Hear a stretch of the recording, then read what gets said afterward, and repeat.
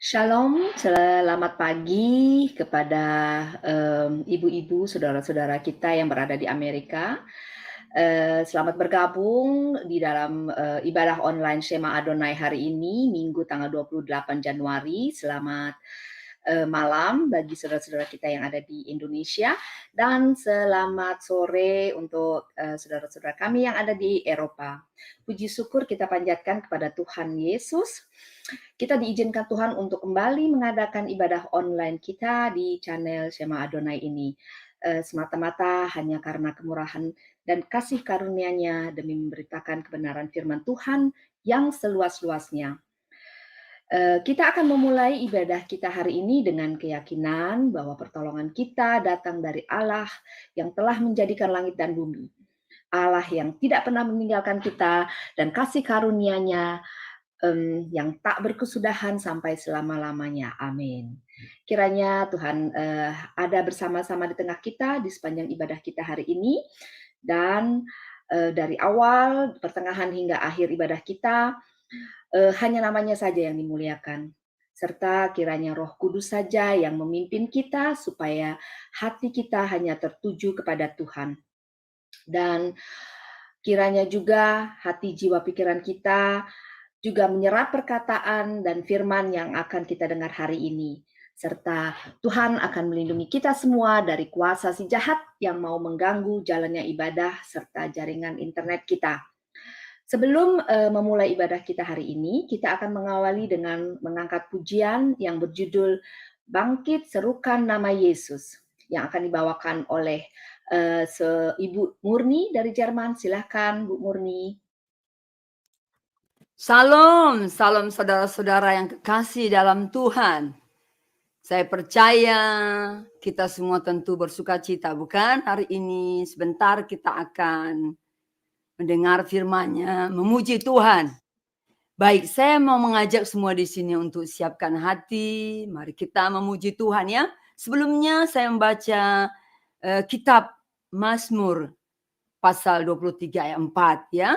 Sekalipun kita berjalan dalam lembah kekelaman, kita tidak perlu takut. Apapun yang menjadi pergumulan kita, jangan takut karena Tuhan berserta kita. Dari itu, mari kita bangkit, serukan nama Yesus. Iblis pun akan gemetar dan pergi dari kita. Baik, mari kita memuji Tuhan.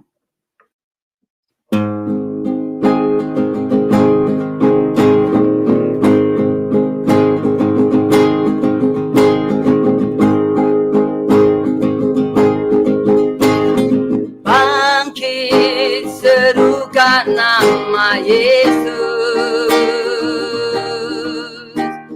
maju nyatakan kuasanya.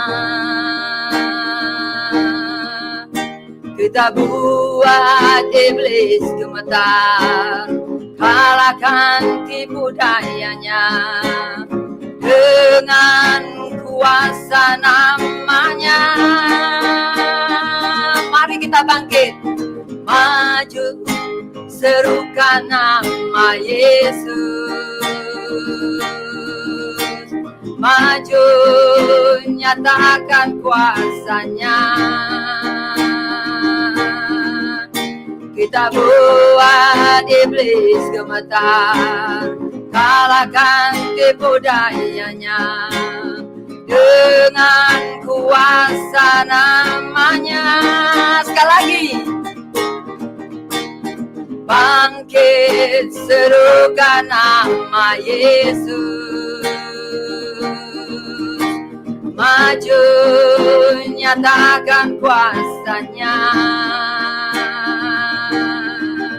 Kita buat iblis gemetar, kalahkan tipu dayanya dengan kuasa namanya. Nama Yesus, menara yang kuat. Nama Yesus, kota benteng yang teguh. Nama Yesus, kalahkan semua musuh. Nama Yesus di atas segalanya. Nama Yesus di atas segalanya. Bangkit serukan nama Yesus, maju nyatakan kuasanya. Kita buat iblis gemetar, kalahkan tipu dayanya dengan kuasa namanya. Nama Yesus menara yang kuat, nama Yesus kota benteng yang teguh. Nama Yesus kalahkan semua musuh. Nama Yesus di atas segalanya. Nama Yesus di atas segalanya. Nama Yesus di atas segalanya. Amin, ya benar. Amin, nama Yesus di atas segala-galanya. Tidak ada nama yang lebih terbesar selain nama Yesus yang terbesar. Haleluya, amin, amin, amin. Amin. Terima kasih Kak Muni. Puji Tuhan, mari kita bangkit serukan nama Yesus. Hanya Tuhan Yesus yang dapat mengalahkan tipu daya iblis, dan hanya nama Yesus yang dapat mengalahkan semua musuh. Terima kasih untuk pujiannya. Selanjutnya kita akan satukan hati kita untuk bersama-sama mengangkat doa pembukaan yang akan dipimpin oleh Ibu Kinar. Silakan Ibu Kinar.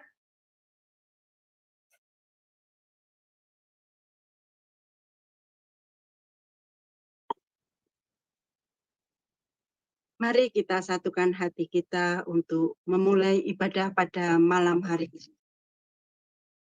Bapa kami yang di surga, sungguh kami mengucap syukur pada malam hari ini kami boleh bersatu, berkumpul di Zoom Sema Adonai ini untuk melaksanakan ibadah kami pada malam hari ini.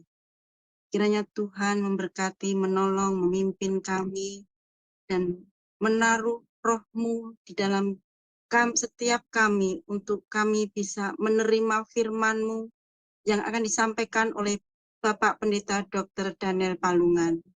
Kiranya melalui hikmat yang daripada-Mu kami boleh mengerti, kami boleh memaknai firman yang akan kami terima pada malam hari ini dan boleh menerapkannya di dalam kehidupan kami sehari-hari.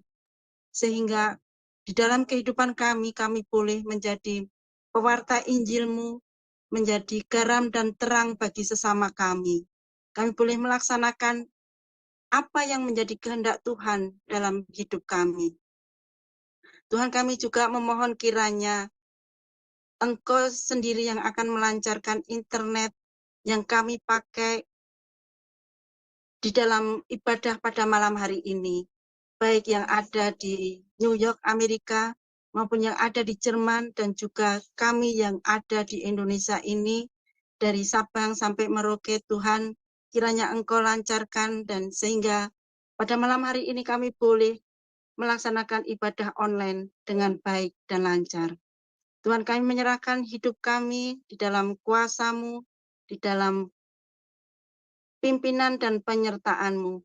Kami juga memohon kiranya Engkau taruh hikmat-Mu untuk Bapak Pendeta Dr. Daniel Palungan yang akan menyampaikan firman-Mu pada malam hari ini. Tuhan, kami serahkan semuanya di dalam kuasa-Mu, di dalam Kristus Yesus Tuhan yang hidup. Kami panjatkan doa kami. Haleluya. Amin.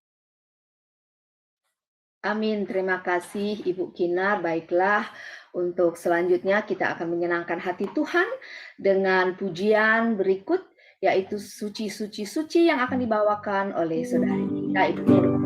Silakan Kak Murni. Mari kita terus memuji Tuhan ya, menyenangkan hati Tuhan.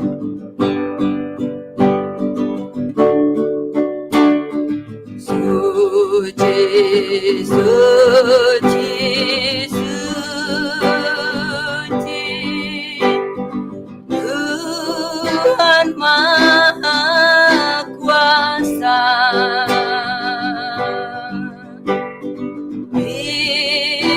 Engkau kami puji di malam yang teduh.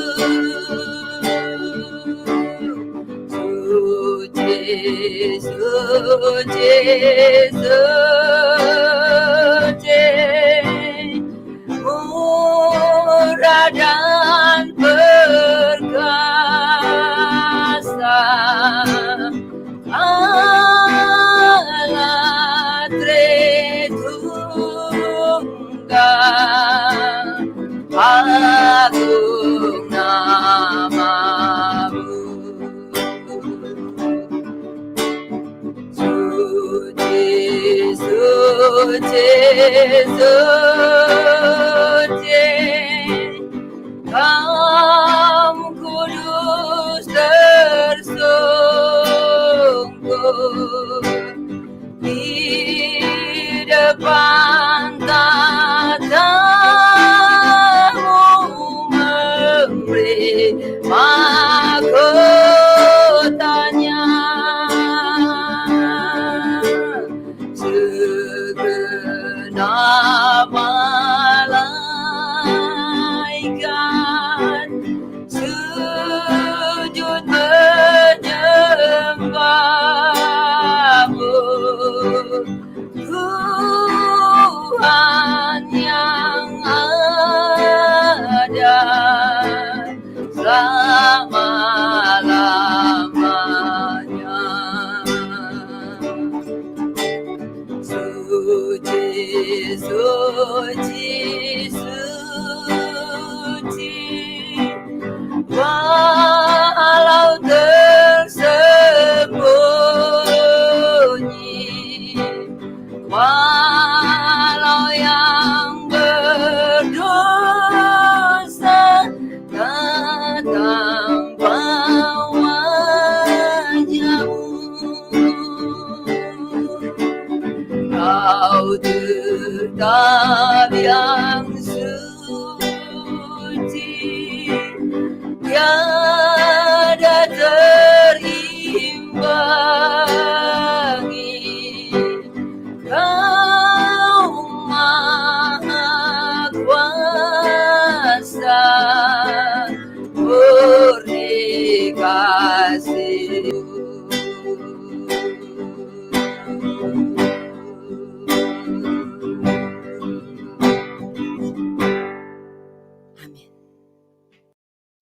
Terima kasih Kak Murni. Biarlah persembahan pujian boleh menyenangkan hati Tuhan.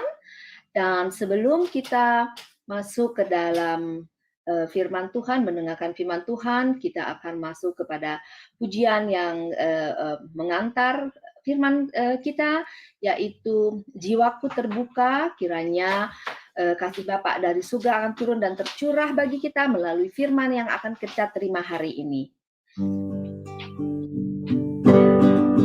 Mari kita terus memuji Tuhan ya. Mari kita siapkan hati kita untuk mau mendengar firman Tuhan.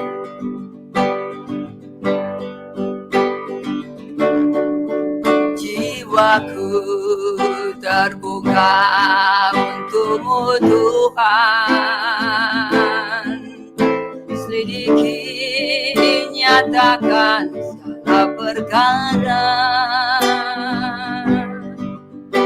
singkapkan semua yang terselubung, supaya layak di hadapan-Mu Tuhan. Mari angkat suara semua. Jiwaku terbuka untuk-Mu Tuhan, selidiki nyatakan segala perkara, singkapkan semua yang terselubung, supaya layak di hadapan-Mu, Tuhan. Benar Tuhan, Tuhan tolong kami. Sebentar kami mau mendengar firman-Mu. Buka hati kami Tuhan, buka jiwa kami, untuk kami mau menerima firman-Mu. Jiwaku terbuka untuk-Mu Tuhan, selidiki nyatakan segala perkara, singkapkan semua yang terselubung, supaya layak di hadapan-Mu, Tuhan. Sekali lagi, jiwaku terbuka untuk-Mu Tuhan, selidiki nyatakan segala perkara,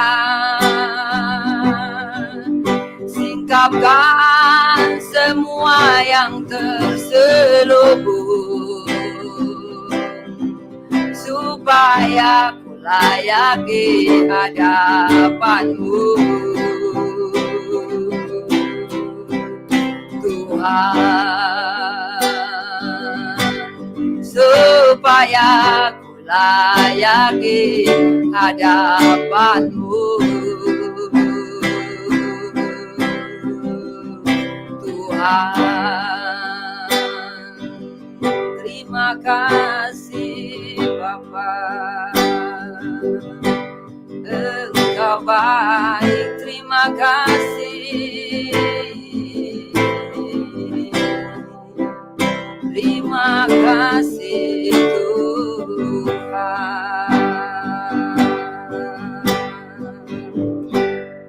Amin.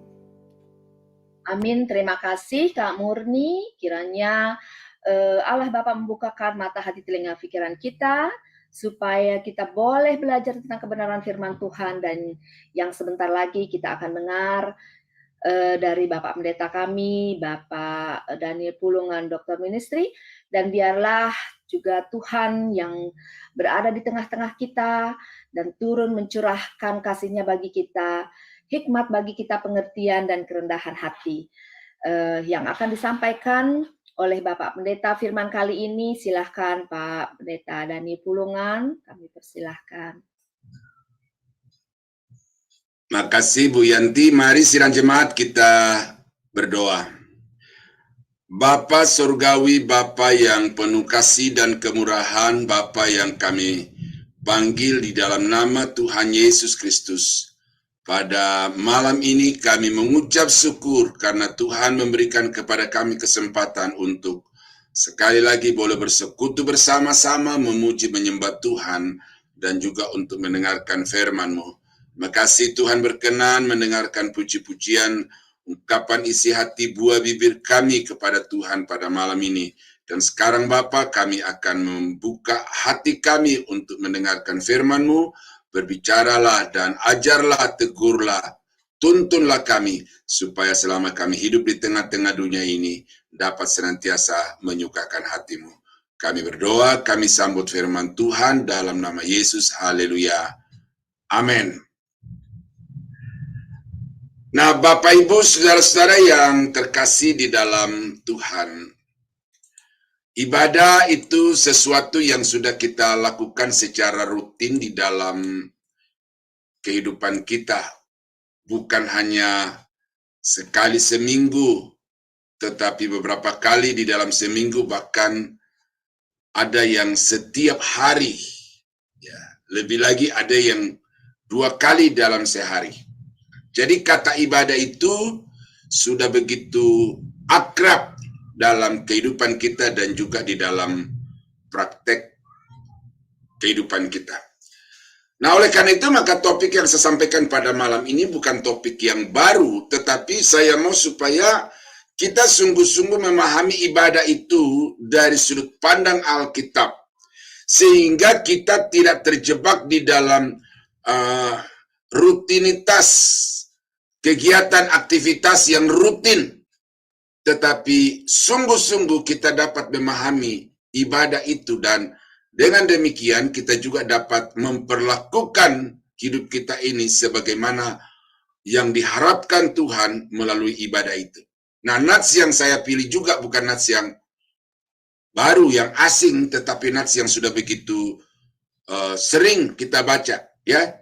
Dan pada malam ini saya akan menyampaikan firman Tuhan dari Roma pasal 12 ayat 1 sampai dengan ayat yang ke-8 yang berkata, "Karena itu saudara-saudara, demi kemurahan Allah aku menasihatkan kamu supaya kamu mempersembahkan tubuhmu sebagai persembahan yang hidup, yang kudus, dan yang berkenan kepada Allah, itu adalah ibadahmu yang sejati.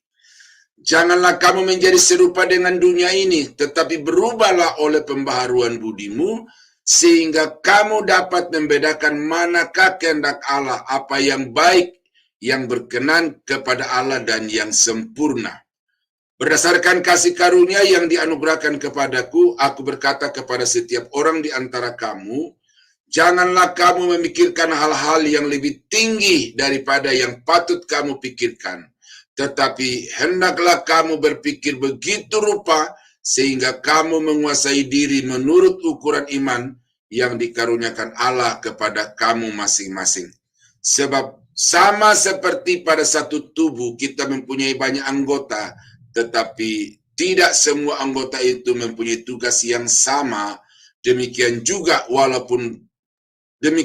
kita, walaupun banyak, adalah satu tubuh di dalam Kristus, tetapi kita masing-masing adalah anggota yang seorang terhadap yang lain. Demikianlah kita mempunyai banyak karunia yang berlain-lainan menurut kasih karunia yang dianugerahkan kepada kita. Jika karunia itu adalah untuk bernubuat, baiklah kita melakukannya sesuai dengan iman kita.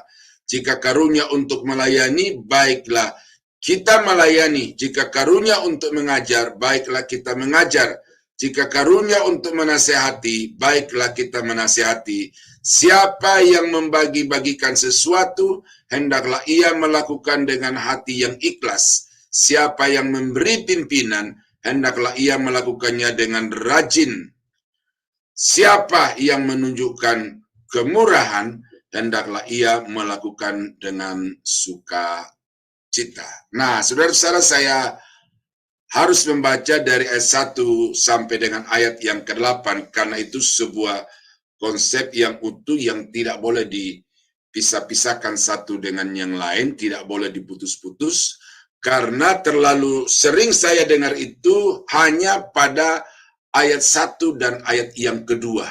Nah, oleh karena itu maka setelah saya pelajari, saya kaji nats ini, maka saya menemukan sekian poin yang menjadi kualifikasi atau ukuran dari ibadah yang sejati itu kepada Tuhan. Nah, oleh karena itu maka saya sangat mengharapkan Bapak Ibu pada malam ini betul-betul memperhatikan bagian-bagian firman Tuhan ini, supaya jangan sampai kita terjebak di dalam satu konsep pribadi, asumsi pribadi, lalu kemudian setelah kita melakukan ritual-ritual keagamaan itu, kita menganggap bahwa kita sudah beribadah kepada Tuhan. Karena ukuran standar ibadah di hadapan Tuhan itu berbeda dengan standar ibadah yang dilakukan atau yang dipahami oleh umat manusia. Itu sangat jelas di dalam perjanjian lama, bagaimana bangsa Israel itu begitu rutin, ya, begitu setia melakukan ibadah-ibadah kepada Tuhan. Bahkan kalau kita baca di dalam Yesaya, mereka berpuasa, ya, tidak ada hari-hari yang diperintahkan untuk berpuasa itu yang dilewati oleh bangsa Israel. Tetapi kemudian kalau kita baca di dalam Yesaya pasal 58 itu, bahwa puasa mereka pun juga itu ternyata tidak berkenan kepada Tuhan. Nah, jadi karena itu Bapak Ibu, maka pada kesempatan ini saya sangat mengharapkan untuk Bapak Ibu memahami apa yang dimaksud dengan ibadah yang sejati itu. Ya. Nah, kualifikasi ibadah yang sejati menurut Roma pasal 12 ayat 1 sampai 8. Nah, banyak bagian dalam Alkitab yang berbicara tentang ibadah. Yesaya pasal 1, kemudian Mazmur pasal 50, dan juga di bagian-bagian yang lain. Nah, oleh karena itu maka saya akan membatasi pembahasan saya ini pada Roma pasal 12 ayat 1 sampai 8. Dua sesi, ya. Dasarnya, batasnya ada pada Roma 12 ayat 1 sampai ayat yang ke-8. Apakah kualifikasi ibadah yang sejati, ibadah yang berkenan kepada Tuhan itu? Dan salah satunya adalah mempersembahkan tubuh yang kudus.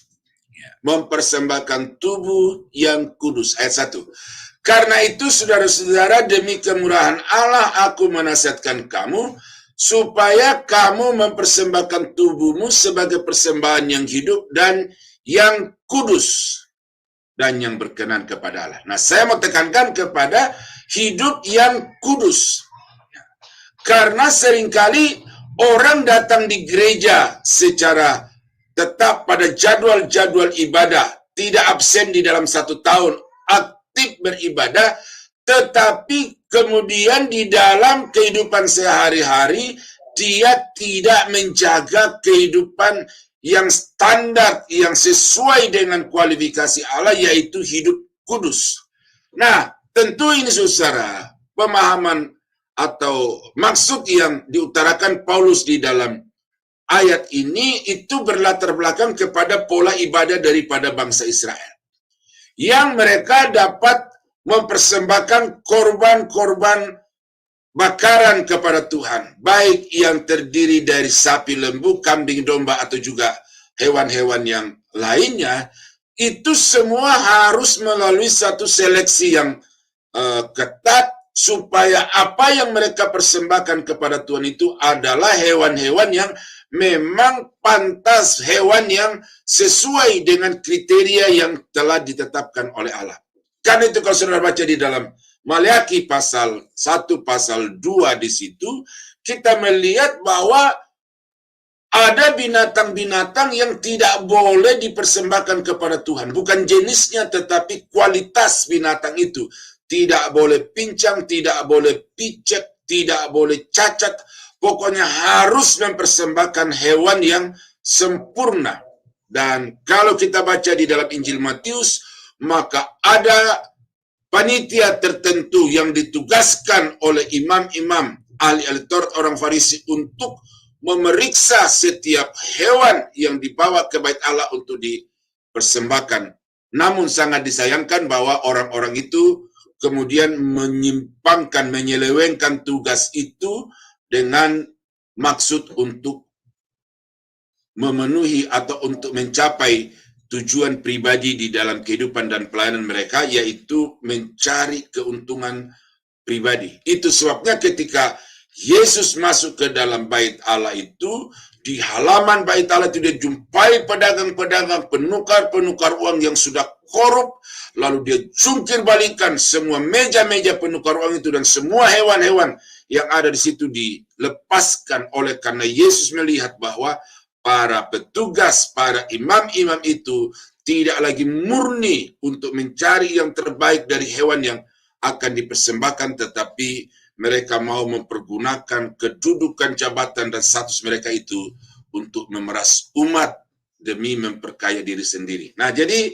saudara-saudara, terlepas dari perilaku-perilaku yang korup dari imam-imam Israel itu, ternyata bahwa untuk satu persembahan kepada Allah di dalam Alkitab itu, persembahan itu harus suci, harus layak, dan ada kriterianya.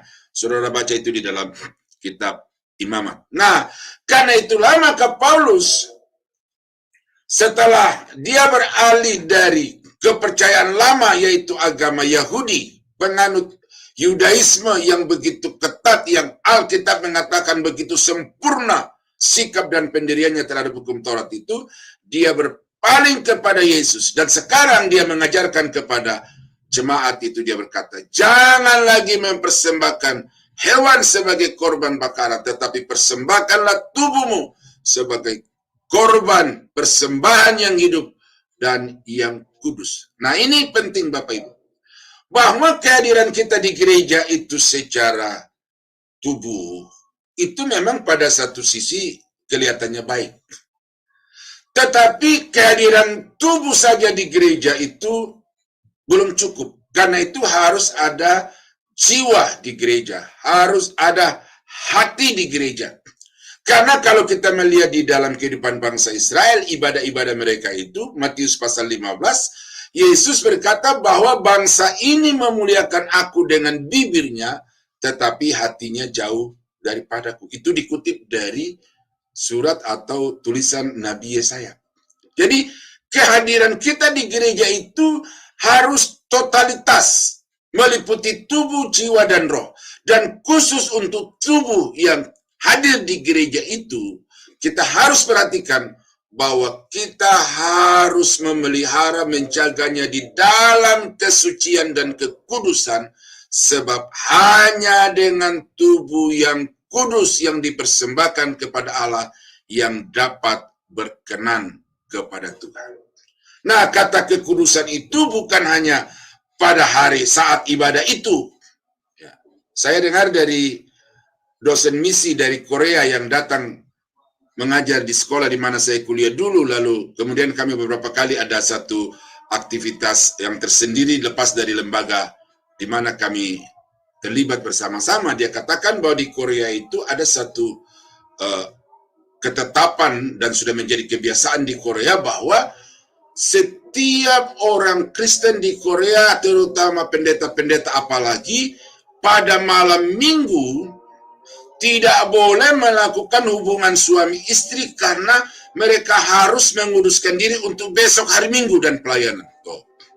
Jadi punya satu konsep, punya satu pemahaman tersendiri, sehingga mereka membuat satu batasan kepada jemaat yang mau datang hari Minggu, jangan melakukan aktivitas suami istri pada malam Minggu. Nah, saya tidak mau campur tangan ke situ, tetapi yang saya mengatakan kepada Bapak Ibu adalah bahwa kadang-kadang pada hari Minggu kita menjaga kehidupan yang suci. Kita berhenti dari segala aktivitas yang rutin kita lakukan karena hanya kita berpandangan bahwa saya mau datang kepada Tuhan, saya mau mengabdikan diri kepada beribadah kepada Tuhan, karena itu saya harus suci. Tetapi kesucian yang dimaksud di sini bukan hanya kesucian dalam satu hari Minggu itu, bukan hanya kesucian di dalam selama berlangsung ibadah 1,5 atau 2 jam itu, tetapi yang Tuhan tuntut adalah kita suci di dalam seluruh kehidupan kita, di dalam seluruh aktivitas kehidupan kita. Karena apa yang kita lakukan pada hari Minggu di dalam aktivitas ibadah itu tergantung atau sangat dipengaruhi oleh aktivitas pekerjaan kita dari hari Senin sampai hari Sabtu.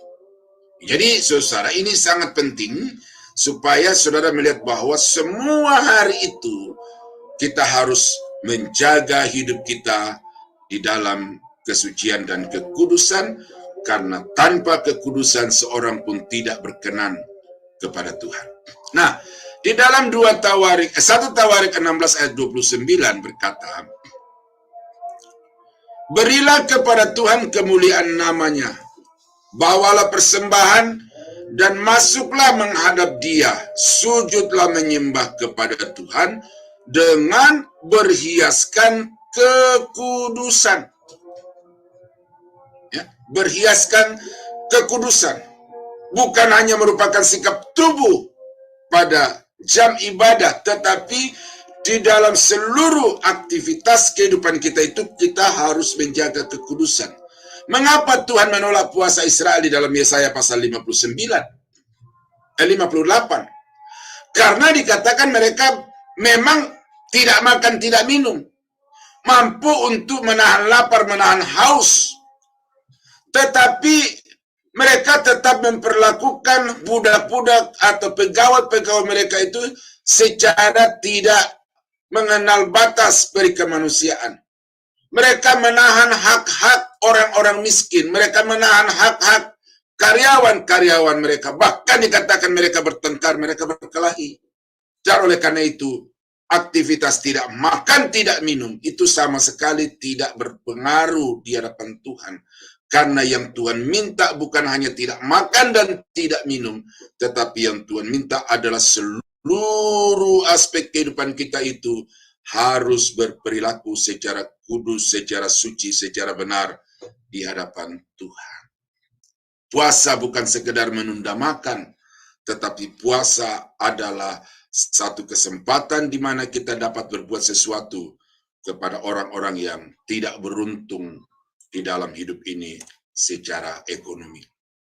Mazmur 96 ayat 9, sujudlah menyembah kepada Tuhan dengan berhiaskan kekudusan, gemetarlah di hadapannya, hai segenap bumi. Jadi berhiaskan kekudusan dengan juga rasa takut, rasa gentar. Nah, rasa takut, rasa gentar ini adalah satu sikap yang kemudian mempengaruhi aktivitas perilaku kita setiap saat, menjauhi segala sesuatu yang dilarang oleh Tuhan, lalu melakukan apa yang Dia perintahkan. Bukan hanya datang memuji menyembah dengan nyanyian-nyanyian yang indah, dengan musik-musik yang harmonis, yang menawan itu, tetapi Tuhan tuntut dari sini di dalam setiap aktivitas dan setiap bidang kehidupan kita itu harus dijaga di dalam kekudusan dengan takut dan gentar kepada Tuhan. Saudara-saudara, ini agak saya tidak terlalu berani untuk mengatakan ini, tetapi apa yang saya jumpai di Indonesia dan juga di YouTube itu, bahwa banyak pendeta-pendeta yang begitu giat melayani di dalam dan di luar negeri, tetapi sesungguhnya mereka terjebak di dalam kenajisan kehidupan rumah tangga. Mereka tidak setia kepada istri, tidak setia kepada pasangan, tetapi kemudian mereka dengan berbagai argumentasi membenarkan tindakan-tindakan untuk menjalin hubungan dengan Will. Ada pendeta besar kaliber internasional yang terpaksa ditinggalkan, bahkan diberhentikan oleh majelis gerejanya karena ketahuan punya istri 2.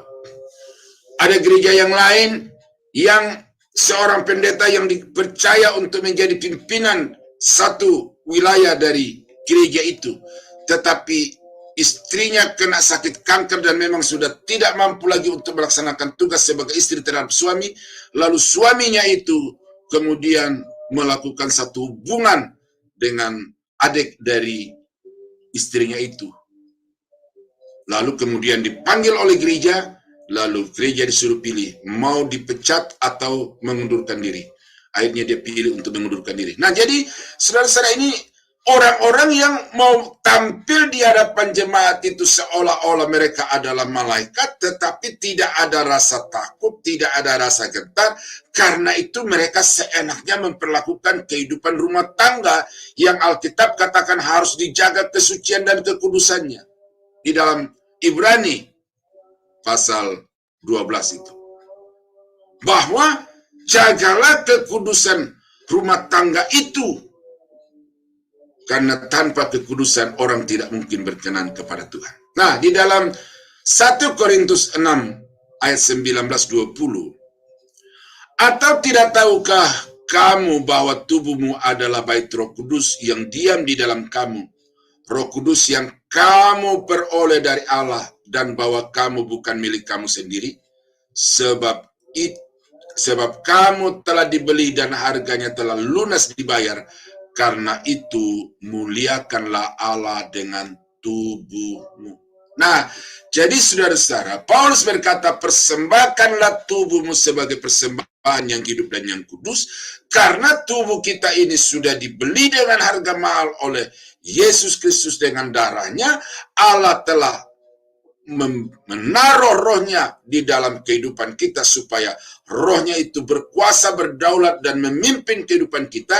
Dan karena itu maka sebagai outputnya kita harus menjadikan tubuh kita ini sebagai alat kemuliaan bagi Tuhan.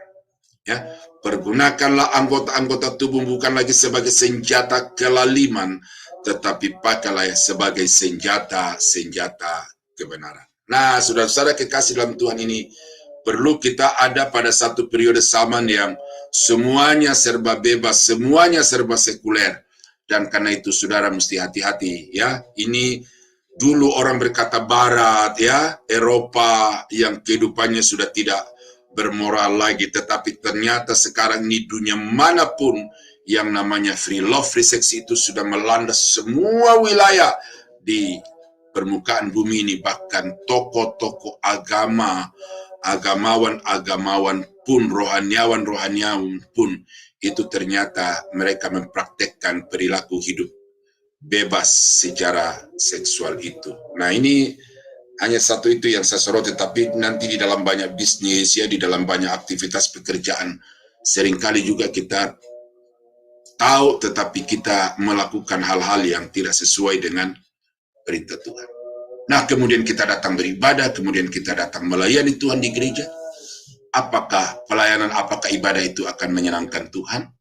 Saya jamin 100%. Orang-orang yang dari hari Senin sampai hari Sabtu dia melakukan dosa, maka ibadahnya pada hari Minggu itu tidak akan diperkenankan oleh Tuhan. Nah, itu yang pertama, saudara.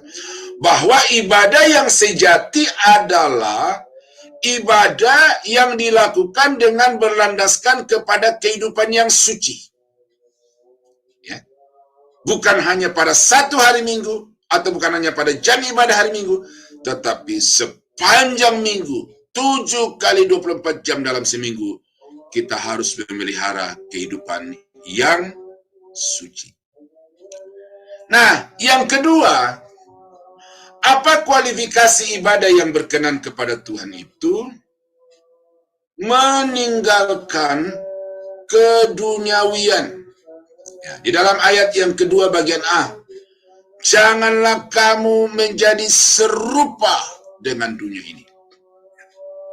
Dalam versi yang lain, versi firman Allah yang hidup, janganlah kamu meniru tingkah laku dan kebiasaan dunia ini. Tuh.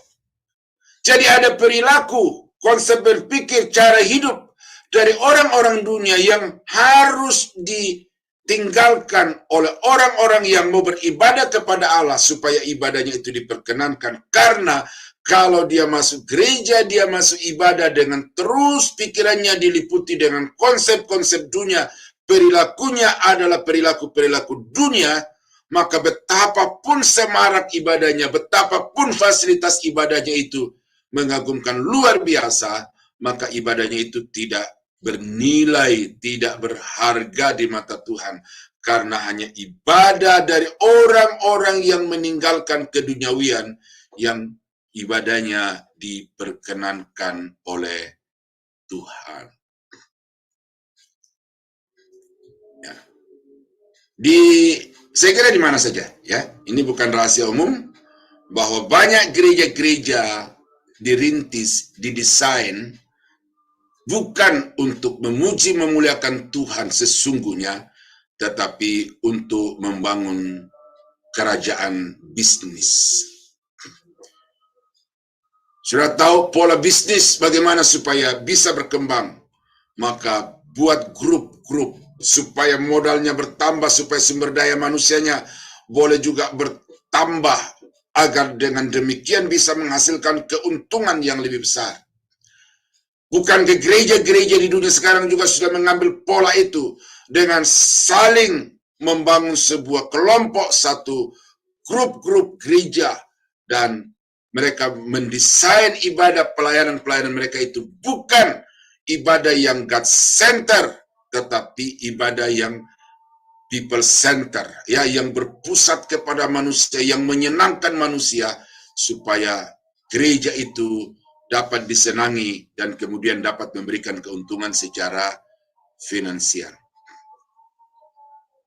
Ada teman saya, ini cerita teman saya, bahwa ada satu gereja yang dia jumpai, di bagian depan itu ada kursi-kursi khusus yang memang desainnya khusus, berbeda dengan kursi-kursi yang standar. Nah, tetapi untuk orang-orang bisa duduk di kursi itu, mereka punya persembahan yang khusus sesuai dengan harga dari kursi itu. Ya, jadi ada harga-harga dari kursi-kursi itu. Dan kenapa ada pola-pola seperti itu? Karena memang gereja sekarang itu polanya adalah pola dunia. Membangun bisnis untuk mendapatkan keuntungan, membangun komunitas untuk mendapatkan keuntungan. Karena itu bagi gereja-gereja itu pengajaran, kebenaran, kesucian, kualitas hidup Kristiani itu menjadi nomor sekian. Tetapi yang dinomorsatukan adalah bagaimana supaya kegiatan aktivitas gereja itu dapat memberikan keuntungan secara finansial. Ya, teorinya jangan menjadi serupa dengan dunia, tetapi konsep pelayanan dan perilaku dunia itu dipraktekkan secara nyata di dalam gereja. Nah, itu saudara nanti temukan itu. Ya. Nah, di dalam 1 Korintus pasal 3 ayat 1 sampai 3. Ya. Dan aku saudara-saudara pada waktu itu tidak dapat berbicara dengan kamu seperti dengan manusia rohani, ya, dengan manusia rohani, tetapi hanya dengan manusia duniawi yang belum dewasa dalam Kristus. Susulah yang kuberikan kepadamu, bukan makanan keras, sebab kamu belum dapat menerimanya, dan sekarang pun kamu belum dapat menerimanya. Nah, mengapa Paulus mengatakan bahwa jemaat di Korintus itu adalah jemaat yang duniawi, manusia duniawi? Karena mereka hanya mau susu, makanan yang lembut-lembut, yang empuk, yang enak. Mereka tidak mau makanan-makanan yang keras, yang pedas, seperti cabai dan lain sebagainya. Ini adalah satu penggambaran dari orang-orang Kristen yang bayi, yang maunya dikasih firman yang enak-enak, yang menyanjung, yang memotivasi, yang menyemangati, tetapi tidak mau ditegur, tidak mau diajar. Itulah salah satu tanda dari orang-orang yang masih hidup di dalam sistem dan perilaku duniawi. Khotbah-khotbah seperti saya ini, saudara-saudara, tidak terlalu disukai banyak orang.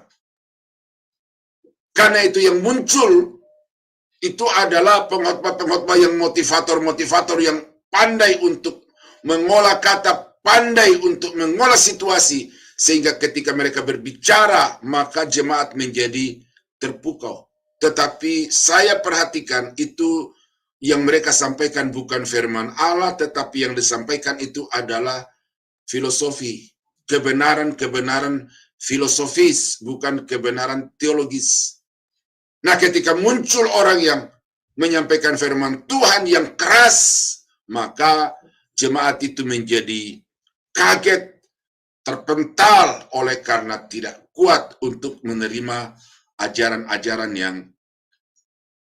keras dari firman Tuhan. Ayat yang ketiga, karena kamu masih manusia duniawi, sebab jika di antara kamu ada iri hati, nah ini, ya, sifat-sifat duniawi yang terus melekat di dalam kehidupan banyak orang, bahkan pendeta sekalipun.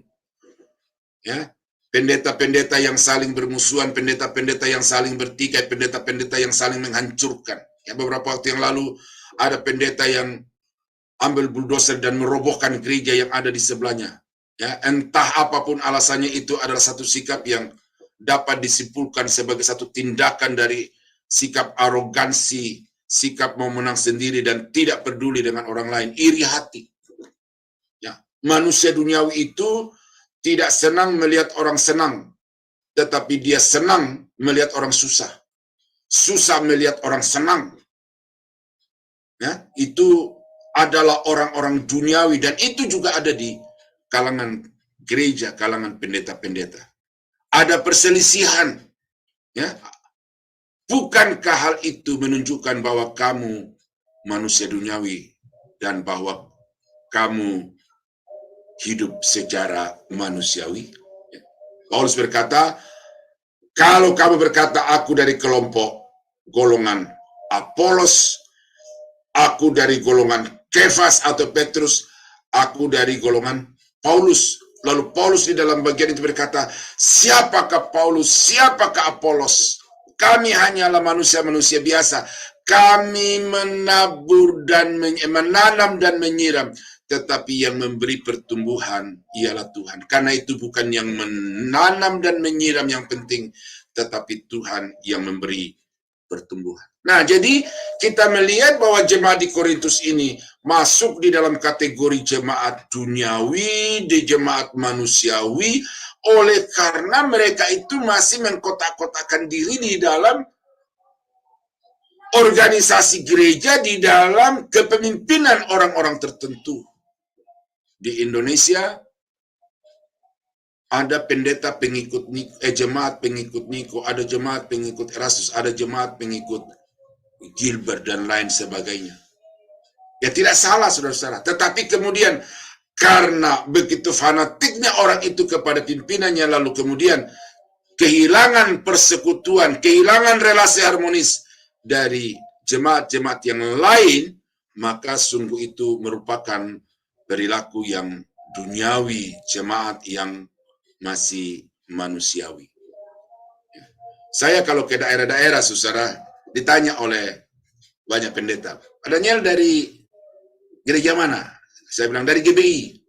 Mereka tanya lagi, dari GBI Niko atau dari GBI Yakob? Wah, saya sudah tahu arah pembicaraan itu, arah pertanyaan itu. Jadi karena itu saya mencoba menjawab secara taktis. Karena memang sudah menjadi konsep pola pikir dari banyak orang-orang, bahkan pendeta-pendeta di Indonesia, untuk mengkotak-kotakkan diri menurut pendeta yang mereka idolakan itu. Nah, karena itu saudara, maka saya mengharapkan dari semua jemaat yang ada di Sema Adonai ini, jangan sampai menempatkan pendeta lebih tinggi daripada Tuhan. Jangan sampai menempatkan pendeta lebih tinggi daripada kebenaran. Tetapi tempatkan pendeta itu secara proporsional. Berikan apresiasi, berikan penghargaan sesuai dengan yang sepantasnya. Tetapi jangan sampai saudara menjadikan pendeta itu sebagai idola, sebagai pujaan yang tidak diperkenankan oleh Tuhan. Ya, itu sifat-sifat keduniawian yang begitu nyata di dalam gereja Tuhan. Nah, Kolose pasal 3 ayat yang ke-5 sampai ayat yang ke-8, ini kita melihat juga masih ada sifat-sifat dunia yang begitu nyata di sini yang harus kita buang jauh. Ya, karena itu matikanlah dalam dirimu segala sesuatu yang duniawi, yaitu percabulan, kenajisan hawa nafsu-nafsu jahat, dan juga keserakahan yang sama dengan penyembahan berhala. Semuanya itu mendatangkan murka Allah atas orang-orang durhaka. Ya, hawa nafsu ini, yang lainnya itu udah begitu-begitu tegas ya, tetapi yang umum ini hawa nafsu ini.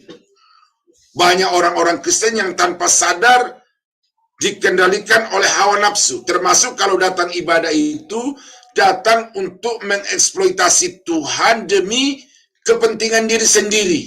Karena itu yang ditarget, yang disasar dalam ibadah adalah berkat Tuhan dan bukan Tuhan sebagai sumber berkat.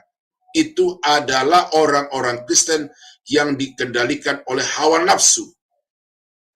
Aktif di gereja tetapi tidak menempatkan diri secara tepat di hadapan Tuhan. Ya. Dahulu kamu juga melakukan hal-hal itu ketika kamu hidup di dalamnya, tetapi sekarang buanglah semuanya itu, yaitu marah, geram, kejahatan, fitnah, dan kata-kata kotor yang keluar dari mulutmu. Nah, jadi saudara-saudara kekasih dalam Tuhan ini, sifat-sifat ini harus kita pahami dan kita harus singkirkan itu dari kehidupan kita. Oleh karena kalau itu melekat pada kita, maka ibadah yang kita lakukan berapa banyak pun frekuensinya, setinggi apapun, itu tidak menjadi bernilai di hadapan Tuhan kalau kita masih hidup dengan sifat-sifat duniawi atau kehidupan kita masih dikuasai dengan hal-hal yang keduniawian itu. Itu sebabnya ibadah yang sejati adalah ibadah yang meninggalkan segala sifat-sifat keduniawian. Haleluya, saudara ya. Saya yakin jemaat Sema Adonai sudah paham ini, dan karena itu jemaat ini akan terus diberkati oleh Tuhan. Yang ketiga, apa yang menjadi kualifikasi ibadah yang sejati yang berkenan kepada Tuhan itu adalah orang-orang yang mengalami pembaharuan budi. Budi itu lebih daripada akal, lebih daripada kepintaran, mungkin lebih dekat dengan hikmat. Tetapi setelah saya baca kamus bahasa Indonesia, ternyata ini lebih dekat kepada hati nurani. Ya, jadi orang-orang yang beribadah kepada Tuhan dengan hati nurani yang murni, hati nurani yang sudah dibaharui, orang itu berkenan kepada Tuhan. Nah, kalau kita berbicara tentang konsep itu lalu kita kaitkan dengan doktrin keselamatan, maka orang-orang yang ibadahnya diperkenankan oleh Tuhan adalah orang-orang yang telah mengalami lahir baru oleh kuasa roh dan oleh kuasa firman. Orang yang lahir baru adalah orang yang mengalami pembaharuan di dalam rohnya dan juga di dalam pikirannya. Inilah yang disebut sebagai metanoia, mengalami suatu perubahan dan orientasi kehidupan yang berbeda sebelum dia mengalami satu proses kelahiran baru di dalam hidupnya. Jadi hatinya harus dirubah, pikirannya harus berubah. Karena dengan hati yang berubah dan pikiran yang berubah, itu akan membuat ibadah-ibadah kita itu menjadi berkenan kepada Tuhan. Banyak orang yang di daerah-daerah Kristen itu saya kunjungi, itu kalau hari Minggu itu pakaiannya luar biasa, saudara-saudara. Ya, di tanah Batak itu jas itu sudah pakaian yang wajib untuk terutama pendeta-pendeta, jemaat majelis-majelis itu pakai jas. Di tanah Timur saya perhatikan oma-oma, ya, kalau datang di gereja itu pakai baju kebaya, saudara, ya, dengan bawahannya itu dari batik, ya, sarung batik, atau juga dari rok yang didesain sebegitu rupa sehingga seperti memakai batik. Luar biasa pada hari Minggu kalau kita jalan-jalan di kota Kupang itu. Orang-orang tampilannya begitu menyejukkan hati, menyejukkan mata kalau kita lihat, karena orang-orang itu begitu rohani dari pakaiannya. Tetapi Tuhan tidak terpukau dengan penampilan luarnya, saudara-saudara. Alkitab berkata, Samuel diperintahkan Tuhan jangan pandang perawakannya yang tinggi-tinggi dan besar-besar dari anak-anak Kisah itu. Tetapi pilihlah sesuai dengan yang dikehendaki Tuhan. Hatinya dikehendaki Tuhan, yaitu Daud. Karena dikatakan, sebab manusia melihat apa yang di depan mata, tetapi Tuhan melihat apa yang ada di dalam hati. Nah, jadi saudara, ini perlu saudara terapkan itu. Kita datang di gereja, kita tidak bisa menipu Tuhan. Datang dengan pakaian yang indah-indah, datang dengan penampilan yang menawan, memukau, kemudian bahkan juga kadang-kadang kita mendramatisir situasi dengan kita berdoa, ya, apalagi di kalangan karismatik yang menangis-nangis, ya, bergetar-getar sepertinya Tuhan itu bisa dimanipulasi dengan penampilan seperti itu. Hati-hati saudara ya. Orang yang ibadahnya berkenan kepada Tuhan, ibadah yang sejati di hadapan Tuhan adalah orang yang mengalami pembaharuan di dalam batin, pembaharuan di dalam pikiran. Ya. Efesus pasal 4, 21-24. Karena kamu telah mendengar tentang Dia dan menerima pengajaran di dalam Dia menurut kebenaran yang nyata dalam Yesus, yaitu bahwa kamu berhubung dengan kehidupan kamu yang dahulu harus menanggalkan manusia lama yang menemui kebinasaannya oleh nafsunya yang menyesatkan, supaya kamu dibaharui di dalam roh dan pikiranmu. Ya, dibaharui di dalam roh dan pikiranmu, dan mengenakan manusia baru yang telah diciptakan menurut kehendak Allah di dalam kebenaran dan kekudusan yang sesungguhnya. Karena itu Alkitab berkata, koyakanlah hatimu dan bukan pakaianmu. Karena orang-orang Yahudi Timur Tengah pada umumnya kalau mereka berkabung, itu mereka menanggalkan pakaiannya, lalu mereka memakai kain karung, mereka membotaki rambutnya, kemudian mereka menyirami badannya dengan debu, dengan abu, lalu mereka duduk di dalam tanah tanda perkabungan. Tetapi di dalam datang kepada Tuhan, Alkitab berkata, koyakan hatimu dan bukan pakaianmu. Nah ini, jadilah orang-orang Kristen yang mengalami pembaharuan di dalam roh, hati, batin, hati nurani, dan juga di dalam pikiran. Kemudian kenakan manusia baru yang terus-menerus diperbaharui. Ya, Kolose pasal 3 ayat 9 dan 10. Jangan lagi kamu saling mendustai karena kamu telah menanggalkan manusia lama serta kelakuannya dan telah mengenakan manusia baru yang terus-menerus diperbaharui untuk memperoleh pengetahuan yang benar menurut gambar haliknya. Nah, jadi saudara, kalau kita melihat di sini surat Paulus di dalam jemaat Efesus, kitab Efesus dan di dalam kitab Kolose ini prinsipnya sama, tetapi ada penekanan yang berbeda. Dan kalau kita baca di dalam kitab Kolose ini ada satu pengembangan bahwa orang-orang yang sudah dibaharui di dalam roh dan pikirannya itu harus terus-menerus mengalami satu dinamika kehidupan yang bertumbuh ke arah yang lebih baik untuk kemudian memperoleh pengetahuan yang benar, ya, memperoleh pengetahuan yang benar. Berarti apa yang dilakukan oleh Sema Adonai ini adalah sesuatu langkah yang sangat tepat, yang sangat alkitabiah untuk menekankan pengajaran baik di dalam khotbah maupun di dalam kelas-kelas pengajaran itu, karena itulah yang akan membawa jemaat itu kepada pengetahuan yang benar. Saudara tidak mudah lagi untuk dicekoki dengan ajaran-ajaran dan khotbah-khotbah yang sekedar manis di mulut, tetapi tidak berdasar kepada Alkitab. Dan Paulus berkata bahwa kamu harus terus-menerus diperbaharui supaya kamu dapat memiliki pengetahuan yang benar, yang berkenan kepada Tuhan. Nah, itu sebabnya salah satu doa yang dinaikkan oleh Paulus untuk jemaat di Filipi, dan tentu ini juga harapan untuk semua jemaat yang dilayani Paulus adalah Filipi 1:9-11, dan inilah doaku, semoga kasihmu makin melimpah dalam pengetahuan yang benar, pengetahuan yang benar, dan di dalam segala macam pengertian.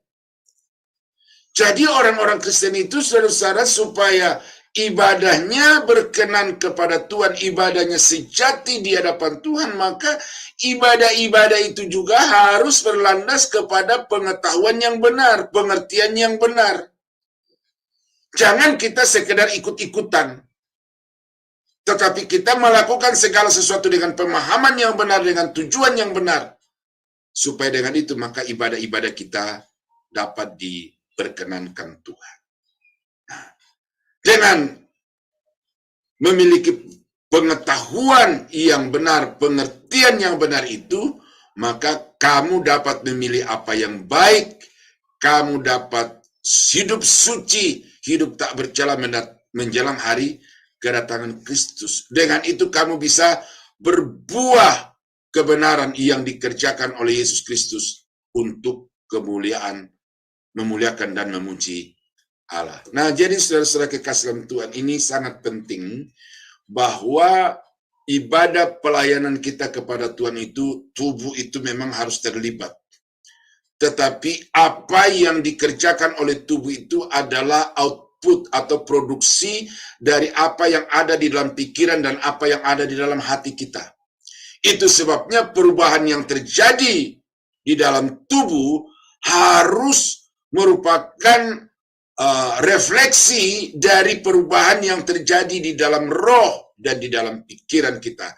Dan kalau kita mengalami perubahan di dalam roh dan pikiran kita itu secara alkitabiah, maka ibadah-ibadah yang kita lakukan kepada Tuhan dengan tubuh kita itu akan menyenangkan dan berkenan kepada Tuhan. Nah, itu sebabnya saudara-saudara, rendahkanlah hatimu di hadapan Tuhan untuk terus belajar, terus diajar, supaya dengan demikian saudara semakin mengerti apa yang berkenan dan yang dikehendaki oleh Tuhan. Nah, itulah 3 kualifikasi ibadah yang sejati di hadapan Tuhan. Saya sampaikan pada malam ini. Yang pertama adalah jaga hidup saudara itu supaya senantiasa kudus, sehingga layak untuk dipersembahkan sebagai persembahan yang berkenan kepada Tuhan. Yang kedua, jangan lagi hidup saudara itu dikuasai dengan hawa nafsu kedagingan dan keduniawian.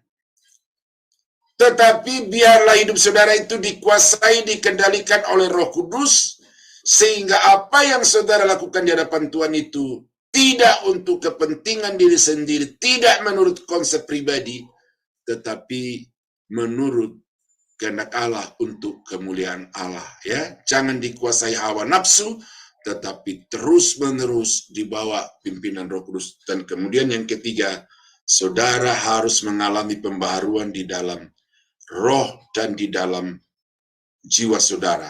Dengan itu, saudara kemudian bisa memilah, bisa memilih apa yang baik, apa yang benar, kemudian memilih untuk saudara pedomani di dalam kehidupan melayani dan mengiring Tuhan. Ya, ibadah bukan sekedar aktivitas, tetapi ibadah harus memiliki nilai dengan standar ibadah yang sejati. Tuhan Yesus memberkati, mari kita tunduk kepala dan kita berdoa. Bapa di surga, Bapa yang kami panggil dalam nama Yesus, terima kasih untuk firman-Mu pada malam ini. Sekalipun bukan merupakan khotbah yang baru sama sekali, tetapi kami mendapatkan satu pengembangan yang lebih luas dan juga lebih dalam, sehingga kami tahu apa ibadah yang sejati itu di hadapan-Mu. Karena itu Bapa, apa yang sudah kami pelajari dari bagian Alkitab pada malam ini, itu Engkau materaikan di dalam hati kami dengan Roh-Mu, dan kiranya Roh Kudus terus-menerus mengiluminasi kehidupan kami untuk dapat memahami firman Tuhan itu secara lebih tepat lagi, lebih luas dan lebih dalam lagi, dan dengan demikian kami akan senantiasa menjadikan hidup kami ini sebagai satu persembahan, sebagai satu ibadah yang sejati dan yang berkenan kepadamu. Hamba-Mu akan berhenti berbicara ya Tuhan, tetapi kiranya Roh Kudus terus berbicara bagi umat-Mu, supaya dimanapun mereka berada, mereka selalu berjuang untuk hidup memperkenankan hati Tuhan. Kami berdoa, mengucap syukur untuk firman-Mu dalam nama Yesus. Haleluya. Amin. Saya kembalikan kepada Ibu Yanti. Tuhan Yesus memberkati.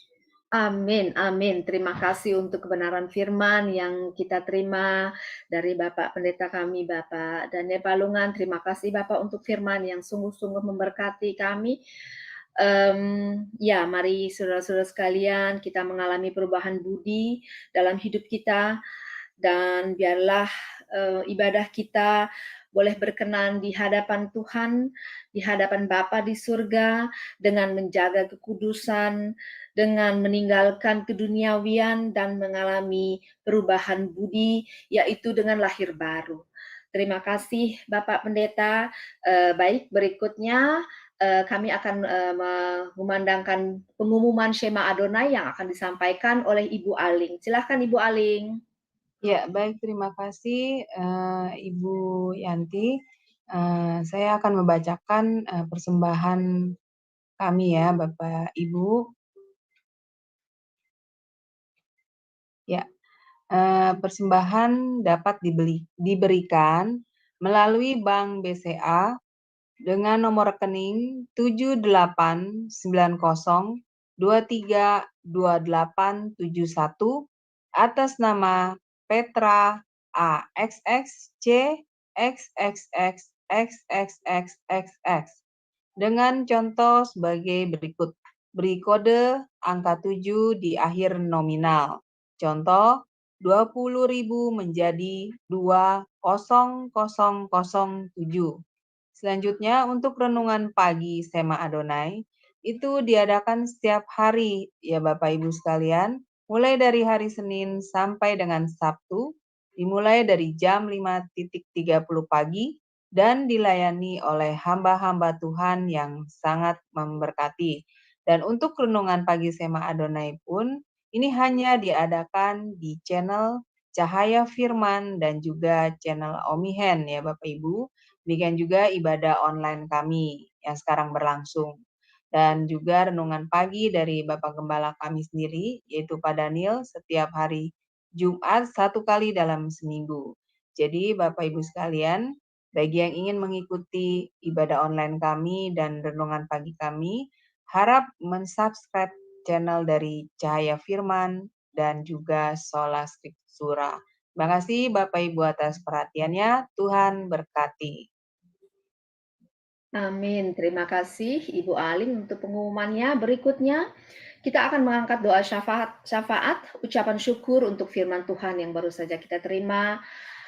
Doa untuk Shema Adonai dan gereja-gereja Tuhan di seluruh dunia, serta doa pemerintahan Indonesia yang akan dipimpin oleh saudara kita Ibu Indah Nimaya. Silakan Ibu Indah. Ya, Shalom. Terima kasih Mbak Yanti. Mari kita bersatu untuk di dalam doa. Tuhan Allah Bapa kami, Bapa Surgawi, yang bertahta di dalam kerajaan surga yang mulia. Saat ini kami datang bersama-sama di dalam nama Tuhan Yesus. Kami mau menyatukan hati kami untuk berdoa bersyafaat bersama dan bersatu hati. Terima kasih Bapa untuk firman hari ini yang disampaikan oleh Bapak Pendeta Daniel Palungan. Terima kasih Bapa untuk firman-firman yang boleh kami pelajari. Untuk tiga nilai tentang ibadah yang sejati dari ayat Roma. Tolong kami selalu Bapa, supaya kami mempersembahkan tubuh kami sebagai persembahan yang hidup, yang kudus, dan berkenan kepada Bapa. Tolong kami juga supaya kami bisa meninggalkan segala keduniawian kami, supaya kami juga bisa mengalami pembaharuan budi kami setiap hari kami. Terima kasih Tuhan untuk firman yang boleh kami pelajari. Tolong Engkau sendiri yang akan memateraikan firman itu di dalam kehidupan kami. Bapa, banyak sekali bagian-bagian di dalam di hidup kami yang tidak mampu, tapi Engkau Tuhan sendiri yang akan selalu memampukan kami, untuk kami bisa selalu menjalankan firman-Mu. Mampukan kami selalu hidup yang berkenan di hadapan-Mu. Dan tolong juga Tuhan, supaya kami tidak hanya mendengar firman-Mu, tapi kami juga benar-benar melakukan firman-Mu dengan sungguh-sungguh. Bapa, kami akan menjadi juga perpanjangan dari kerajaan-Mu. Bapa, kami juga mau menyerahkan sekali lagi Tuhan untuk persekutuan kami Sema Adonai.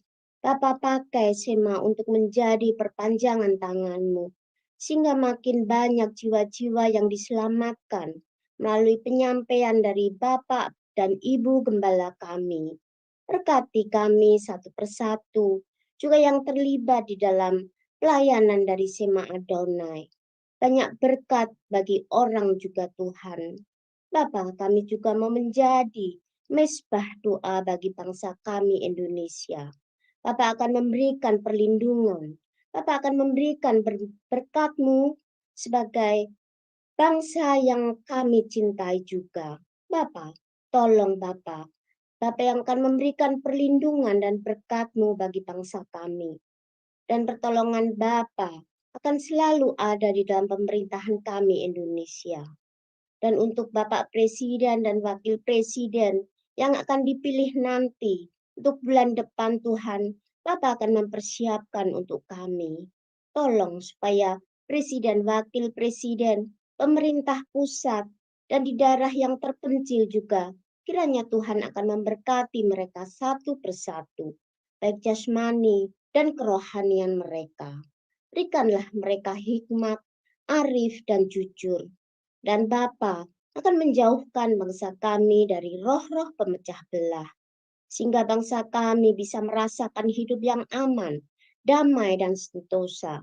Dan untuk pemilu yang akan diadakan untuk bulan depan yang akan datang, untuk kampanye-kampanye dan persiapan-persiapan yang akan dilakukan, Bapa, kami mohon kepadamu, mohon senantiasa pertolongan, penyertaan dan perlindungan Bapa selalu ada, sehingga pemilu boleh berjalan dengan lancar dan aman. Pilihkan kepada kami pemimpin-pemimpin yang bijak, cakap, dan terutama mereka juga takut akan Tuhan. Kami juga mohon urapan tangan Bapa untuk selalu menyertai pemerintah dan bangsa kami. Bapa, kami juga mau mengingat untuk gereja-gereja dan para penginjil, supaya Bapa menjaga dan menolong, turut campur tangan untuk mereka, sehingga hamba-hamba Tuhan yang di Indonesia dipenuhi dengan roh hikmat, roh yang benar dari Tuhan, supaya mereka juga dapat mengajar firman Tuhan dengan benar, dan supaya mereka juga berlaku dan berperilaku dengan benar di depan jemaat maupun di depan Tuhan sendiri. Bapa, kami akan Bapa yang akan memberkati gereja di seluruh muka bumi, supaya gereja-gereja ini juga mempunyai misi dan visi untuk menjadi kabar kesukaan, sehingga Injil Kerajaan-Mu terberitakan ke seluruh dunia. Bapa, terima kasih untuk segala kasih-Mu yang Kau berikan kepada kami, kesukacitaan yang boleh kami terima untuk hari ini, di mana kami mengikuti kebaktian online ini. Bapa, berkati kami satu persatu, dan kami mau berterima kasih untuk kasih karunia yang Bapa berikan kepada kami secara cuma-cuma ini. Dalam nama-Mu Tuhan Yesus, kami sudah berdoa, bersyukur, dan berterima kasih. Haleluya. Puji Tuhan. Amin. Amin, amin. Terima kasih Ibu Indah. Selanjutnya kita akan memuji Tuhan dengan pujian akhir untuk ibadah kita hari ini, yaitu Betapa Hatiku yang akan dibawakan oleh saudari kita Ibu Murni. Makasih, silahkan. Mari kita terus memuji Tuhan. Terima kasih Tuhan untuk anugerah-Mu. Jadikan kami Tuhan menjadi dupa harum di mata hati-Mu.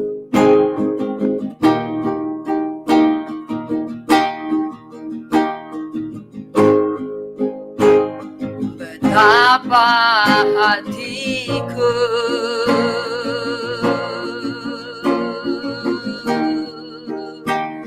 berterima kasih Yesus. Kau memilikiku,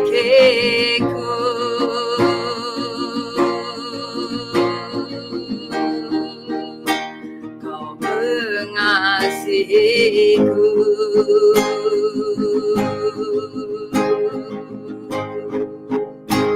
Hanya ini Tuhan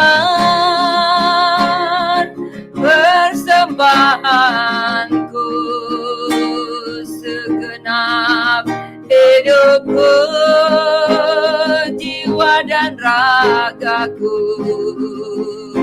sebab tak ku miliki harta kekayaan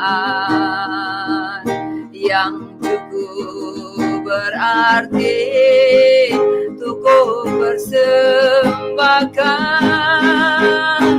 Hanya ini Tuhan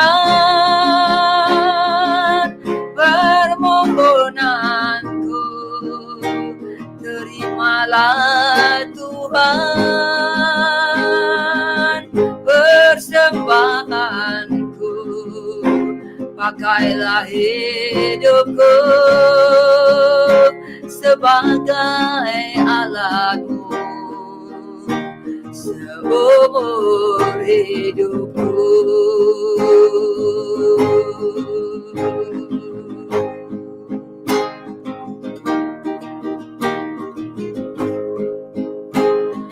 Betapa hatiku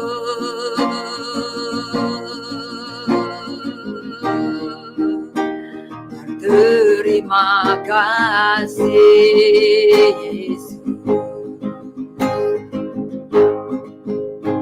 Kau memilikiku,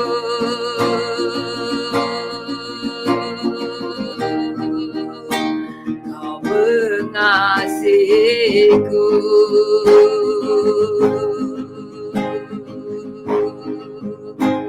Hanya ini Tuhan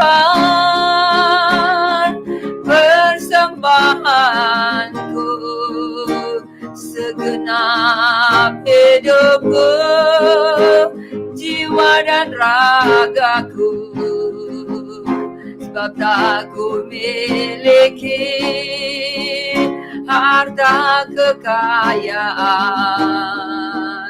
yang cukup berarti untuk ku persembahkan. Hanya ini Tuhan permohonanku, terimalah Tuhan persembahanku, pakailah hidupku sebagai alatmu seumur hidupku.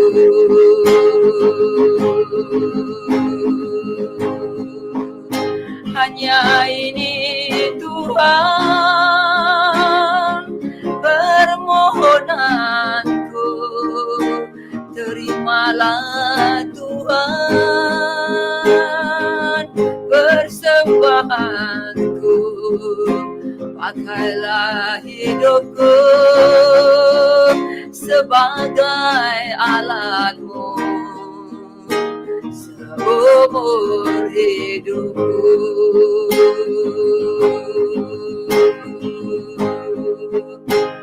Pakailah hidupku sebagai alatmu seumur hidupku.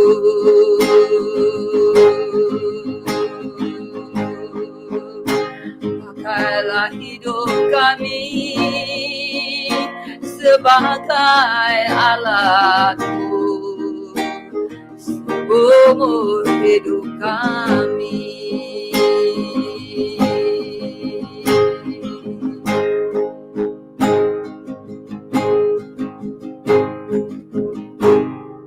Amin. Amin. Terima kasih Ibu Murni untuk pujian-pujiannya. Terima kasih kepada Bapak Daniel yang sudah menyampaikan firman Tuhan pada hari ini. Kami mengucapkan terima kasih banyak untuk saudara-saudara kita yang sudah turut ambil bagian dalam ibadah kita hari ini sehingga dapat terlaksana dengan baik Dan terima kasih juga untuk saudara-saudara kita yang bekerja di belakang layar dan yang ikut ambil bagian dalam ibadah ini. Tentunya kami juga mengucapkan terima kasih yang sangat kepada Bapak Gembala kami, Bapak Pendeta Daniel, dan untuk pelayanan dan kebenaran firman Tuhan yang telah disampaikan. Juga untuk Ibu Heni yang setia membimbing kami. Kiranya semua boleh terus menjadi berkat bagi kami. Dan ibadah ini kiranya juga boleh berkenan di hadapan Tuhan. Mari kita mendapat berkat dari Bapak Pendeta kita, Bapak Daniel Palungan. Silahkan Bapak. Ya. Bapa di surga, terima kasih karena Tuhan sudah memimpin ibadah kami dari awal sampai pada akhirnya. Kami sungguh diberkati melalui puji-pujian, melalui firman-Mu, dan juga melalui kesempatan untuk kami terlibat di dalam pelayanan pekerjaan-Mu dengan apa yang kami miliki, talenta dan juga materi yang kami punya. Kiranya apa yang sudah kami dapatkan pada malam ini ya Tuhan, membuat kami lebih setia lagi untuk mengiring Tuhan, membuat kami lebih tangguh untuk menghadapi pergumulan hidup di tengah-tengah dunia ini. Sebentar kami akan kembali kepada aktivitas-aktivitas kami selanjutnya. Bapa, tolong kami, tangan kuasa-Mu menuntun kami, supaya apa yang kami kerjakan dapat berhasil dan nama Tuhan dipuji, dipermuliakan. Kami berdoa, kami akhiri ibadah Sema Adonai pada malam ini, di dalam nama Yesus Tuhan dan Juru Selamat kami. Saudara-saudara sidang jemaat Tuhan, kiranya anugerah dari Allah Bapa di dalam sorga, damai sejahtera dari Tuhan kita Yesus Kristus, serta persekutuan kuat kuasa Roh Kudus, kiranya menyertai kita sekalian dari sekarang sampai selama-lamanya. Di dalam nama Yesus, kami akhiri ibadah kami Sema Adonai secara online pada malam ini. Haleluya. Amin. Amin. Amin. Terima kasih Bapak Pendeta Daniel Pulungan.